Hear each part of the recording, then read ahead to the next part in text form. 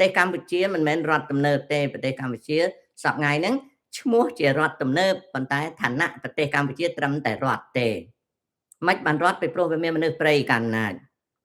ណាវាមានមនុស្សព្រៃកាន់ណាចមនុស្សនឹងចង់ស្លៀកពាក់អាម៉េចក៏ដោយមនុស្សនឹងចិត្តនៅព្រៃចិត្តព្រៃចិត្តសាហាវឬស្យាអត់ចេះអាណិតស្រឡាញ់ជនជាតិឯង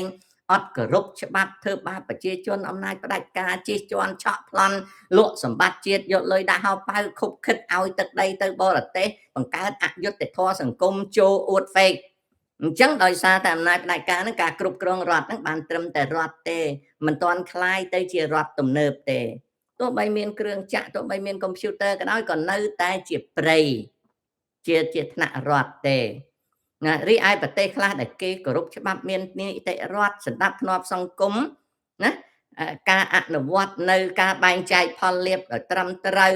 ណាការមិនលួចទ្រព្យធនគ្នាការដោះស្រាយវិវាទដោយអំពើហិង្សាការរៀបចំបុត្រធីតាឲ្យបន្តពូជល្អក្នុងការសិក្សាការបន្តការសិក្សា